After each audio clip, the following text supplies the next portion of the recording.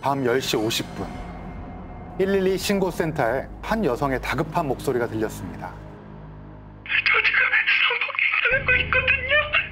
놀이터에 가기 전에 있는 초등학교에서 모르는 남자에게 성폭행을 당하고 있다는 내용이네요. 정확한 위치는 모르겠다.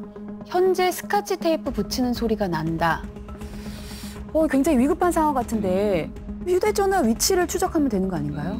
당시에는 112에서 직접 위치 확인을 할 수 없었기 때문에 119 그 소방센터를 통해서 해야만 했습니다. 가족이 아니면 해주지 못하게 돼 있었거든요. 그러다 보니까 경찰에서는 먼저 통신사를 통해서 신고자 신원을 확인했던 겁니다. 112에 전화를 한 사람은 김은수, 27살이었습니다.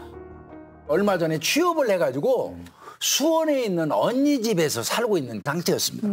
언니에게 연락을 하니까 동생이 일을 마치고 돌아올 시간인데 아직 집에 돌아오지 않았다라고 했습니다. 신고를 받은 지 4분 만에 경찰은 현장에 도착을 했는데요. 놀이터 부근에서부터 샅샅이 수색을 하기 시작합니다.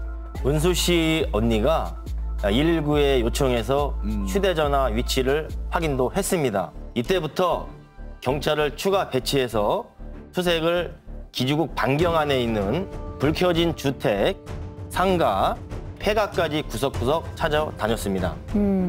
신고자의 위치를 찾아냈나요? 다음 날 아침에 경찰은 오전 11시 드디어 비명소리를 들었다는 사람을 찾게 됩니다. 12시간 만이네요. 초등학교 근처에서 페인트 가게를 하는 그 주인 아저씨였는데요. 비명 소리가 들려서 밖으로 나가보니까 아무도 없었다. 그런데 옆집 1층에서 문 닫는 소리가 들리더니 미안합니다, 죄송합니다. 이 목소리가 들리더라는 거예요. 여자 목소리였고요. 그리고는 잠시 후에 조용해졌어요 라고 말을 했습니다. 가까워서 소리가 들렸을 법하네요. 이웃집이 들었다는 비명소리가 정말 은수 씨의 소리였을까요? 경찰은 그 가게 옆집 대문을 두들깁니다. 그런데 한 40여 분간에 걸쳐서 아무런 대답이 없어요. 그러다가 한 아주머니가 나오시더니 여기는 내 딸이랑 둘이 사는 집인데요 라고 말하는 겁니다. 112에 신고를 했을 때 모르는 아저씨가 데려왔다라고 했었잖아요. 여기가 다세대 주택이거든요. 대문에 들어가면 1층에 두 가구가 있는 구조였습니다. 안쪽으로 들어가면 있는 이 집인데요. 인기척은 없는데 창문을 열어보니까 안에 불빛은 있어요. 경찰이 문을 안 열면 강제로 우리가 진입하겠다 고지를 하니까 그제서야 한 남자가 문을 엽니다. 그 은수 씨는 어떻게 됐나요? 집안에 혹시 있었나요? 경찰은 샅샅이 수색을 했는데요. 현관으로 들어가자마자 부엌이 있죠, 바로. 네. 그리고 안쪽에 방이 하나 있습니다. 그런데 비릿한 냄새가 코를 찔렀습니다. 유감이 안 좋다. 냄새가 나는 곳은 부엌에 있는 저 세탁기 안이었습니다. 그 안을 보니까 이상한 물건이 있었습니다. 그냥 가방인데요? 배낭이 들어있네요. 등산 가방 안에는 수상한 검정색 비닐봉지가 가득 들어있었습니다. 비닐봉지는 모두 10개였는데요. 그 안에는 일정한 크기의 살점들이 한 봉지에 20개 정도 들어있었습니다. 살점이라고 하셨어요? 세탁기 안에 살점이 왜 들어있어요? 그리고 바로 옆 화장실을 경찰이 수색을 했는데요. 화장실 바닥에는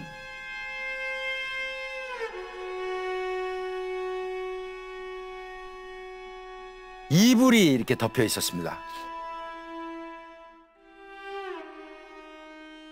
이불 위에는 칼이 놓여져 있죠. 이 이불로 덮여 있는 거는 시신이었습니다. 그 시신이 그럼 안타깝게도 은수 씨였습니다. 목 아래 부분은 거의 뼈만 남아 있었고요. 너무 잔인하다. 그 옆에는 검은 비닐봉지가 3개가 더 있었는데요. 펼쳐놓고 일일이 세어보니까 무려 356조각의 살점이 확인되었고요. 모양과 크기는 모두 일정했습니다. 그리고 표피 부분과 피부 아래 피하 지방 부분, 근육층을 인위적으로 분리해서 제거한 상태였어요. 저도 그때 현기청 산하에 있었어요. 이런 큰 사건이 나니까 소집이 돼가지고 갔었는데 거기에서 이 풍겨 나오던 그 냄새는 지금도 잊혀지지가 않는 그런 모습입니다. 보통 저희 법의관들은 잘 얘기를 안 해요. 얼마 전에. 맞아요. 근데 다들 이건 나도 처음 봤고 정말로 황당하다. 뭐 이렇게 얘기할 정도로 심한 상태였죠. 그러니까 사망 원인은 뭐였어요? 범인은 여성의 머리를 먼저 둔기로 쳐서 화장실로 옮겼고 손발이 움직이는 걸 보고 양손으로 목을 졸라서 살해했습니다. 왜 그렇게까지 했을까요? 두 사람이 어떤 사이였어요? 일면식도 없는 그런 관계입니다. 남자는 이렇게 진술을 했습니다. 퇴근하고 집에 들어와서 잠시 뒤에 집 밖으로 나갔는데 공교롭게 길을 지나가던 여성과 어깨를 부딪혔다. 그래서 먼저 본인이 사과를 했는데도 불구하고 상대 여성이 욕을 하는 순간 너무 화가 나서 자기네 집으로 끌고 들어왔다. 막상 집에 끌고 들어가서 침대에 눕히고 나니까 갑자기 여성이 그 예뻐 보였다는 거예요. 그래서 범인이 나랑 그 한번 같이 놀자. 내가 돈 줄게. 이렇게 말을 했더니 은수 씨가 200만 원을 달라고 했고 범인이 화가 나서 그냥 강제로 성관계를 시도를 했대요. 그랬더니 은수 씨가 저항을 하면서 경찰에 신고를 하겠다고 했다는 거고요. 너는 담력이 없어서 죽일 수 없을 것이다. 경찰에 신고하겠다. 그래서 이 범인이 순간적으로 이 여자를 죽이고 싶었다. 라고 주장합니다. 상식적으로 낯선 집에 강제로 끌려갔는데 그 무서운 상황에서 뭐 이거는 말도 안 되는 얘기 같거든요. 사건 발생 일주일 뒤에 결정적인 단서가 발견이 됐습니다. 바로 CCTV 영상이었는데요. 오후 한 10시 33분경에 은수 씨가 112에 신고 전화를 하기 17분 전의 영상이고요. 그때 당시만 해도 화질 개선시킬 수 있는 기법이 그렇게 많지가 않았어요. 이제는 기술이 발전이 돼서 이 영상을 화질 개선할 수가 있게 되었습니다. 궁금하다. 야, 기술이 어마어마해졌네요. 지금 피해자가 걸어가고 있습니다. 그리고 누군가가 나와서 일치죠. 너 따라가요. 네. 밑에서 굴러가죠, 우측으로. 좀 있으면 일어나서 갑자기 왼쪽으로 문 있는 쪽으로 확 하고 들어갈 거예요. 그러네. 뭐 어깨가 부딪히고 여자가 욕을 했다. 이 범인의 진술은 완벽한 거짓말이라고 보시면 돼요. 두 사람이 좌측에 있는 건물 안으로 들어가는데 거기가 범행이 일어났던 그 집인가요? 네, 맞습니다. 범인은 전봇대에 숨어 있었고 오자마자 밀쳤고 실랑이가 벌어지고 다시 한번 강압적으로 밀어서 문으로 들어갔기 때문에 다 준비된 사고라고 보시면 될 것 같아요. 범인은 대체 어떤 사람이에요? 엽기적인 수법으로 대한민국 국민들에게 충격을 준 이 범인의 이름은 오원춘입니다.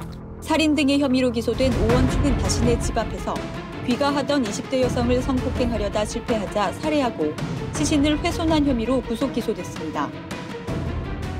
당시에 직접 만나서 면담을 하셨잖아요. 인상이 어땠어요? 처음 보는 인상은 굉장히 험상궂게 생겼는데요. 직접 이제 면담을 했을 때에는 협조적인 태도를 보였습니다. 길 가는 여자를 집으로 납치를 해서 성폭행을 한다는 게 저는 도저히 이해가 안 되는데 오원춘이 혹시 성도착증 같은 게 있었나요? 오원춘이 월 수입의 20% 이상을 지출하는 곳이 있었는데요. 바로 성매매였습니다. 오원춘도 이렇게 진술했습니다. 순간적인 욕정이 생겨서 강간을 목적으로 납치했습니다. 그런데 피해자가 저항하니까 살해한 것입니다. 오원춘의 주장대로라면 굉장히 충동적이고 대범한 성격의 소유자일 것으로 예상할 수 있습니다. 네. 근데 검사한 결과에 의하면 오원춘은 내향적이고 그리고 열등감이 굉장히 심한 성격이었습니다. 게다가 처음 피해자를 보자마자 성적 욕구를 느꼈다라고 주장하는데 처음 본 모습에 대해서 진술을 해달라고 했을 때는 고개를 숙이고 있어서 제대로 보지 못했다라고 진술을 했습니다. 납치한 이후에도 저항해서 실패했다. 그래서 살인했다. 라고 주장을 하는데요. 176cm에 83kg의 건장한 남성이 결박되어 있는 피해자를 대상으로 강간에 실패해서 살인했다라는 주장은 납득하기가 어렵습니다. 도대체 왜 시신을 그렇게 훼손을 한 건지 그 이유를 좀 알고 싶거든요. 피고인이 불상의 용도의 사체 인육을 제공할 의사와 목적으로 이 사건 범행을 저질렀으므로 인육이라고 한 거죠? 이게 말이 되나요? 집 뒤에 있는 소각장에서 다량의 각종의 뼈가 발견되면서 의혹은 더욱 커져갔는데요. 하지만 동물뼈로 밝혀졌고 인육에 관련된 구체적인 증거는 발견되지 않았습니다. 목적이 무엇이든 간에 인간이 저지른 일이라고는 할 수 없을 것 같아요. 납치부터 신고까지 최소 17분간 은수 씨가 살아 있었잖아요. 사망 시점도 알 수가 있을까요? 오원춘은 이렇게 진술을 했어요. 성폭행을 시도했는데 은수 씨가 저항을 해서 잠시 중단을 하고 잠이 들었었다는 거예요. 그리고 나서 새벽 한 서너 시쯤 깨가지고 다시 성폭행을 시도했는데 이번에도 거세게 저항을 하니까 죽이기로 결심을 했다. 그때가 새벽 3시에서 4시 무렵이었다. 그렇다면 은수 씨를 살릴 수 있었던 시간이 꽤나 길었던 거잖아요. 맞습니다. 심지어 직접 112에 신고까지 했는데 이럴 수가 있나요? 유가족과 언론에 계속된 의혹 제기에 112 신고 내용이 뒤늦게 공개됐는데요. 통화 시간이 최초 15초라고 발표했었는데 무려 7분 33초였습니다. 112 경찰입니다. 말씀하세요. 여기 로리타 전의 집인데요. 저 지금 성폭행 당하고 있거든요. 로리타요? 네. 로리타 전의 집인데 어디 집인지 모르겠어요. 요? 네. 초등학교 좀 지나서 로리타 가는 길쯤으로요. 분명히 집이라고 한 것 같거든요. 예. 집인데 어디 집인지 모르겠다. 112 신고센터의 접수원은 범행 장소가 집안이라는 사실을 접수표에다가 기재하지도 않았을 뿐만 아니라 현장에 출동했던 경찰관에게 알리지도 않은 것으로 밝혀졌습니다. 제일 중요한 정보를 쏙 빼고 전달하면은 그게 무슨 소용이에요? 그런데 경찰은 놀이터부터 시작해서 거리 위주로 수색을 한 거죠. 근데 은수 씨는 어떻게 이렇게 용기를 내서 전화를 한 거죠? 성폭행을 시도하다가 오원춘이 잠깐 화장실을 갔다고 합니다. 그래서 그때 은수 씨가 재빨리 결박을 풀고 112를 누른 거예요. 그런데 화장실에 간 오원춘은 안방 문이 닫히는 소리를 듣고 눈치를 챕니다. 안방 문을 여는데 안에서 잠겨져 열리지 않았던 거예요. 은수 씨는 통화를 하는 중에 창문이 열리니까 무서워. 창문 쪽으로 가서 또 창문이 열리지 않도록 이렇게 막았어요. 빨리 경찰이 출동해줘야 될 텐데. 그때 오원춘이는 창문이 열린 틈 사이로 손을 집어넣어가지고 은수 씨의 머리채를 휘어잡은 상태에서 문을 열으라고 협박을 하게 됩니다. 큰일 났다. 결국 오원춘은 방으로 들어오고 말았는데요. 은수 씨가 휴대전화를 끊지 않았기 때문에 이후의 상황이 전화기를 통해서 112에 고스란히 전달됐습니다. 다시 한 번만 알려주세요. 자, 이런 상황에서 계속 주소를 물어보네요. 지금 오원춘이 폭행을 하고 테이프로 손발을 묶고 있는 거거든요. 낯선 집에 끌려왔는데 이렇게 비명을 악을 쓰면서 지르는데도 경찰은 계속 주소가 어디냐고 물어본다? 이해가 안 돼요. 은수 씨가 휴대전화를 켜두고 상황을 알리려고 하는 건 어쨌든 살고자 하는 본능이잖아요. 어떻게든 살려고. 전화를 받은 112 신고 접수 경찰관은 초임 순경이었고요. 전문 교육을 제대로 받지 못한 채 근무를 하고 있었습니다. 다른 근무자가 옆에 없었나요? 지령을 내리는 사람이 옆에 있어요. 그 당시에도 문을 어떻게 하고 들어갔냐고 물어볼 때부터 지령실 근무자도 같이 듣고 있기는 했었어요. 112 접수원이 하는 쓸데없는 질문들을 다 같이 가만히 듣고만 앉아 있었다는 거잖아요. 심지어 그 절체절명의 순간에 지령실의 근무자는 이렇게 말합니다. 부부싸움 같아요. 죽느냐 사느냐 하는 상황인데 설사 이게 부부싸움이라고 하더라도 출동을 해야 되는 게 맞는 거잖아요. 이 정도로 시스템 자체가 마비된 거 아닌가요? 그리고 여기서 이제 전화는 끊어졌습니다. 58초 동안 통화한 뒤에 오원춘에게 발각된 뒤에도 6분 35초 동안 전화기가 켜져 있었잖아요. 맞아요. 은수 씨가 납치 당했을 때부터 계산하면 약 24분 33초의 골든타임이 있었습니다. 관할 파출소에서 오원춘의 집까지 직선 거리로 600m밖에 되지 않았습니다. 이 기중한 순간에 현장 경찰은 엉뚱한 곳을 수색하고 맞습니다. 있었던 거고 부부싸움 하나 봐 이런 엄한 소리 하고 있었다는 거잖아요. 결국 이 여성은 신고를 한 지 13시간이 지난 다음 날 숨진 채 발견됐습니다. 범행 장소는 쉽게 찾을 수 있는 큰 길가의 주택 1층이었습니다. 초등학교 가기 전에 집 아니라고 그랬잖아요. 그것만 제대로 현장 경찰관한테 전달이 됐으면 현장에 출동한 경찰관들이 집을 상대로 탐문을 했을 거예요. 두들기고. 그랬다면 바로 페인트 가게 주인의 제보를 확보했을 거예요.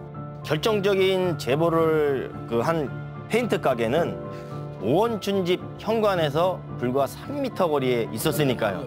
신고를 받자마자 바로 탐문 수색을 했다면 범행 전에 범인을 체포했을 가능성이 높습니다.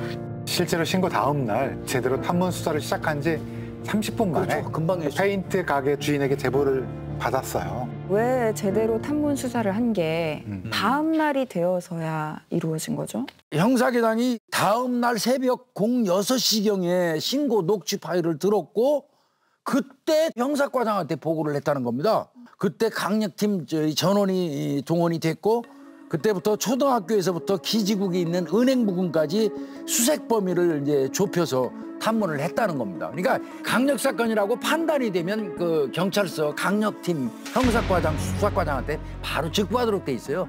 그 자체도 생략이 된 거예요. 더 안타까운 건 페인트 가게 있잖아요. 이게 사실 전날 밤 12시 30분까지 열려 있었어요. 주택만 안 한 게 아니라 상가나 뭐 가게도 탐문 안 한 거잖아요. 이 일로 인해서 경기지방경찰청장 그다음에 경찰청장이 옷을 벗었고요. 사건 초기 대응이 부실했다는 이유로 경찰 11명이 징계를 받았습니다. 하지만 유가족들의 고통은 끝나지 않았습니다. 너를 지켜주지 못해 미안해. 살고 싶다는 생각에 경찰을 찾았을 텐데 내 동생이 느꼈을 두려움과 고통을 생각하면 가슴이 갈기갈기 찢어져. 가슴 찢어지도록 보고 싶다. 그리고 미안하다. 가족들은 정말 억장이 무너졌을 것 같은데 재판 결과라도 조금이나마 유가족의 마음을 위로해주고 안심시켜줬으면 좋겠는데 판결 어떻게 나왔어요?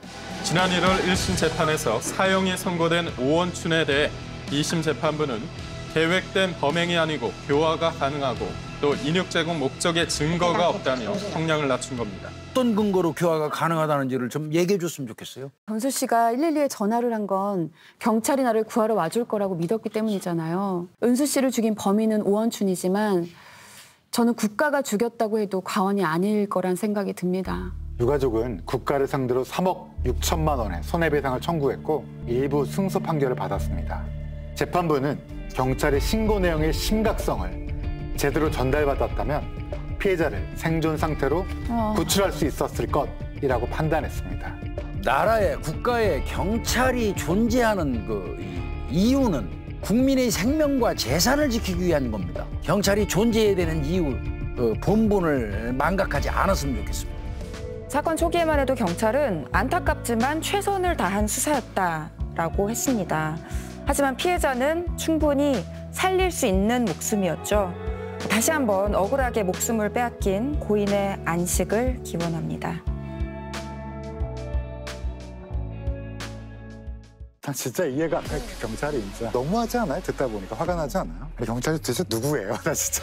지금 게시판 난리 나겠네요. 이 영화는 제가 직접 겪은 일을 바탕으로 만들었습니다. 보이스피싱 당한 금액이 3,200이요? 조직원이 보내준 사진, 주소, 총책이 무슨 항공 타고 오는지까지 형사한테 전달했어요. 근데 이때부터 경찰과 연락이 끊긴 거예요. 경찰 포스터에서 신고하면 최고 1억 준다고 홍보를 했잖아요. 그럼 이것도 피싱이죠. 공로 독식하려고 김성자 씨한테 쉬쉬하면서. 그래서 왜 포상금이 안 나오는지 하고 물었더니 아줌마 때문에 내가 얼마나 우리가 힘든지 아냐고. 어따 대고 아줌마야. 그래, 속이 다 그래. 잘한다. 그거 안 하고 있으면 잠을 못 자겠어.